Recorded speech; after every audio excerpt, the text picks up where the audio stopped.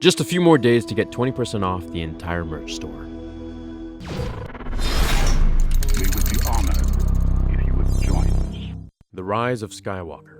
This couldn't be more of an ambiguous and confusing title. It raises so many questions that blow our minds. While some say that Rey will be the Skywalker to rise, others think it's Kylo, while even more think it's Anakin. Here's my theory. I think it's going to be all of them. Skywalker is plural as it is singular. I think it's going to be the rise of Leia, Luke, Kylo, Anakin, and possibly Rey. I don't think there's one Skywalker being mentioned here, and I think that's where people are being thrown off. That, or the fact that Skywalker is just basically the new way of saying Jedi or Force user.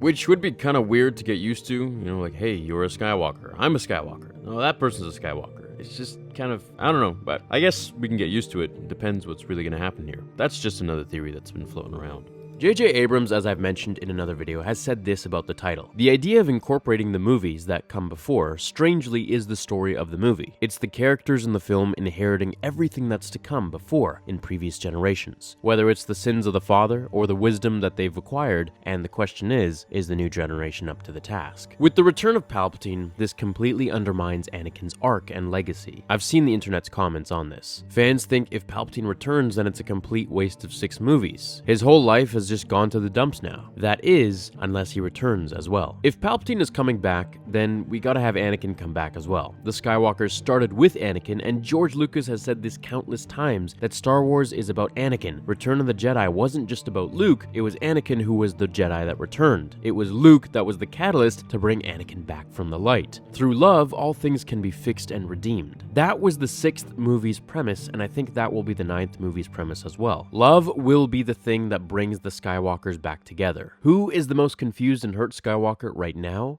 That's Ben. He's immensely conflicted. Killing his father just made it even worse. He needs to stop what he's doing and fix what he's done. Now, what will he do in this film? Well, I don't have a crystal ball or anything like that, but I think a cool plot would be if Palpatine is manipulating him through the dark side of the Force, in some shape or form, either as a ghost, holodiscs, or Kylo's own obsession with learning the dark side. Kylo goes to Vader's castle and brings Palpatine back from the dead using the portal like we saw with Lord Momin in the Vader comics. Bringing his younger self back in the flesh, Palpatine would be unbelievably strong. Kylo needs to be stopped from doing this, if this is the plot at all. So someone has to rise to the occasion to stop him. Now, even if this isn't the plot, clearly the Skywalkers need to come together to finish some sort of thing, plot, or enemy. It could be Ben, it could be Rey, it could be Anakin to finally speak to him. Now, who could speak to Kylo since he is the most troubled one in this film? It could be himself, it could be Rey, or it could be Anakin. However, Kylo has no connection with Anakin, so we have to think, who does? Anakin and Luke are connected. In The Last Jedi novel, some voice beckoned to Luke to let go as he died. No one says who the voice was, and we never find out. However, I think it was either Anakin or Obi-Wan. Now that Luke is a ghost, we know he can even more easily speak with the other Jedi,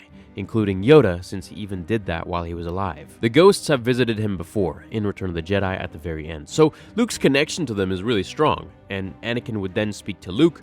Luke, who is more connected to Rey, would speak to her, and she, who is connected to Kylo, would speak to him. Rey would then have to reach out to Kylo since they have a connection in the Force. I think it all ends with Kylo. Rey would then have to reach out to Kylo since they have some sort of special connection that we saw with Episode 8. I think it all ends with Kylo, and I think he's the one that needs to join teams with Rey in order to bring Palpatine down, or whoever the main villain is in this one, which clearly it's going to be Palpatine. I hope this movie takes note from Endgame and runs a good 3 hours at least. That's something I think fans really want to see. I don't really see them being able to shove everything in just 2 hours or, even 2 hours and a half. Now, you might ask, well, how could Palpatine return? Well, I'm gonna make a video on that, and I've already done those in the past, but of course there are gonna be more coming as theories develop. One way he's gonna return is in the Darth Vader comics we saw Lord Momin, who many might know or not know at this point. You've heard me talk about him before, and if you haven't, I'll briefly just say that he's this dark side worshipper. He makes art, and he does it in the most disgusting and violent way possible to show homage to the dark side. Eventually, he learns to possess his mask, which in fact does pass the test of time,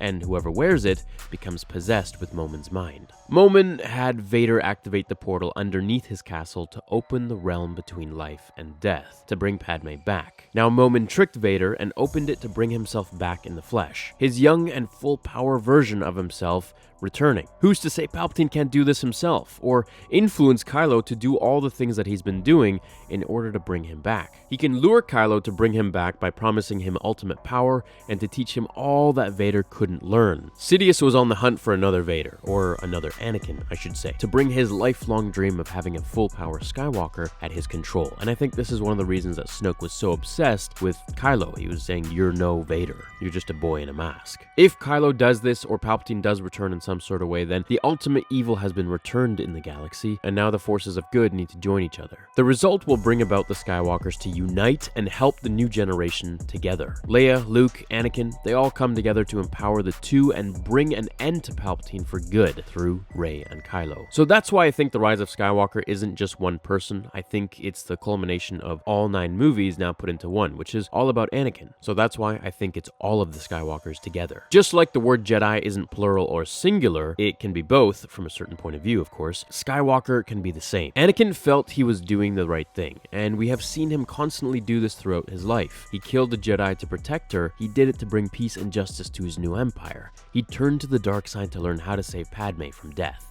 It's all for the greater good. But a greater good is subjective depending on the point of view. And this is why Star Wars literally revolves around this premise. Everything is just from a point of view, and that's kind of relatable to life too, if you ask me. Now, what I think will happen is that Leia will die sacrificing herself for Ben. And if she doesn't, well, then I could be wrong. But Ben will see this act of love, kind of like what Luke was doing. He was sacrificing his life for Vader, and he will be completely redeemed and go after the person who killed her, who I'm assuming is the new bad guy, which clearly, you know, we're all hoping is going to be Palpatine. That's why he was laughing at the end of the trailer, and that's why Ian McDiarmid was on stage. Once he does this, then Kylo will be able to shift not just to the light, but unleash all of his potential. Light, dark, gray, doesn't matter. It's all harnessed at this point, and he fights Sidious as best as he can. Maybe even he will die at the end too. And perhaps, this would be really cool if we see this, the Force Ghosts would return to help them, kind of like in Harry Potter and the Goblet of Fire. As we see in The Last Jedi, Yoda interacted with the living. He pushed Luke out of the hut, he made everything catch on fire, he used he used freaking Force lightning, come on, like, let's be real here. So that means that Luke and Anakin can do the same if they learned how, which I can't imagine why they wouldn't have at this point. Only begun, their training has. With the rise of the Skywalker bloodline, I think it'll unite everyone and bring all sides of not just the movies, with Rebels and Imperials or,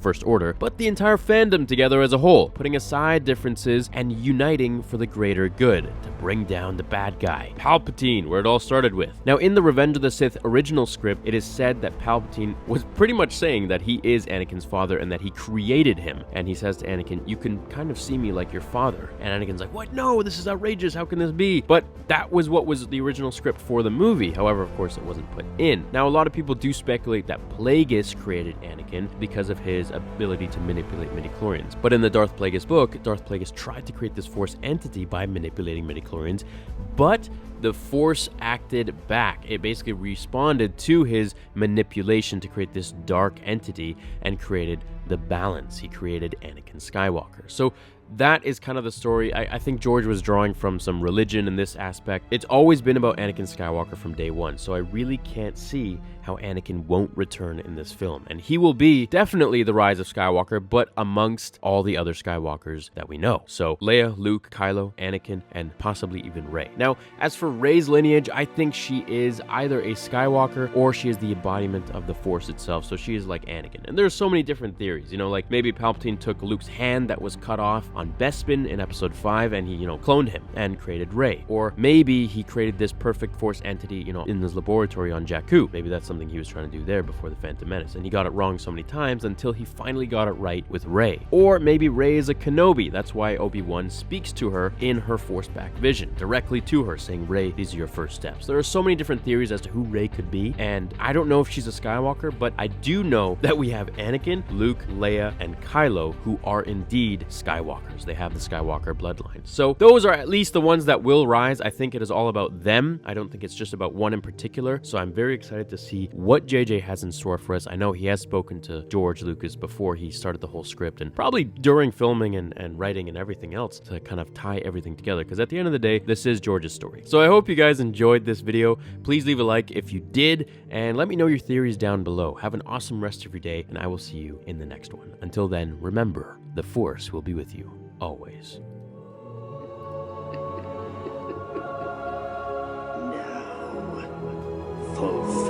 not distant.